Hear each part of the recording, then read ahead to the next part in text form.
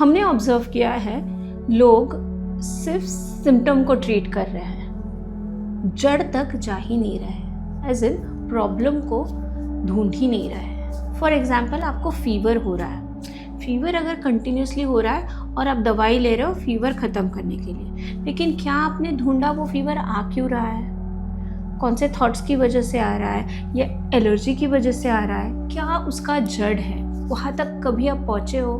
नहीं, कोई भी उस एरिया में जाना ही नहीं चाह रहा है, सब क्विक सॉल्यूशंस ढूंढना चाह रहे हैं। लेकिन अगर मैं आपको ठीक से समझाऊँ तो अगर आप रूट कॉज को ठीक करोगे तो वो प्रॉब्लम फिक्स होगा।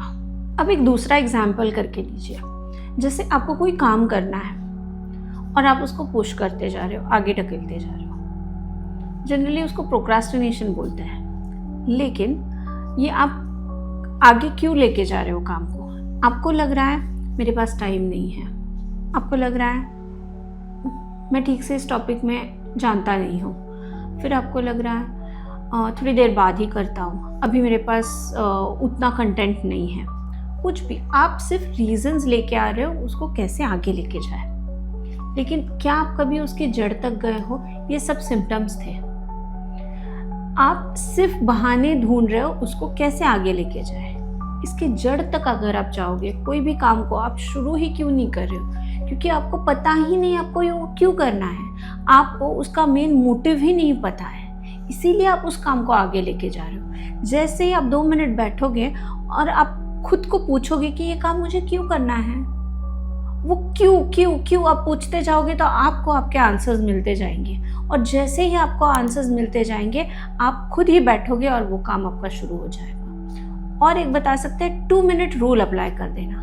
2 मिनट्स के लिए आपका काम कर लीजिए, आप वो काम को शुरू करना, जो भी काम आपको करना है उसको आप शुरू करोगे।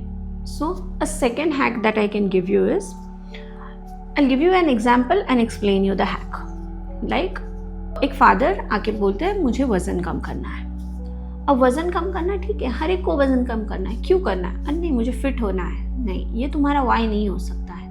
अचानक से तुम उठ के आ रहे हो और मुझे वज़न कम करना है, एक दिन डिसाइड करते हो, तो कुछ तो आपके ज़िंदगी में शिफ्ट हुआ है, इसीलिए आपने ये डिसीजन लिया है। ये जो इमोशनल डिसीजन है आपका, वो क्या है वो आपको ढूंढना है। जब वो वाई पूछते गए खुद को ही, तब आंसर आया। पहले उन्होंने बोला मुझे हेल्थ ठीक करनी है, नहीं मैं नहीं मानी।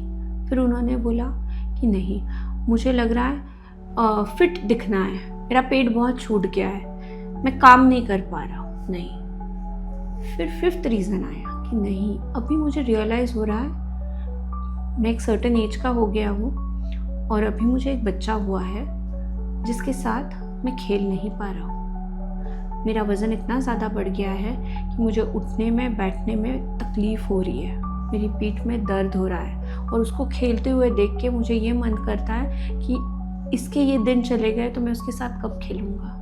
तो मुझे भी फिट होना है ताकि मैं उसके एनर्जी को मीट कर पाऊँ। Yes, this touched, this was the emotional reason. ये उनका इमोशनल रीज़न था उनके पतले होने के पीछे।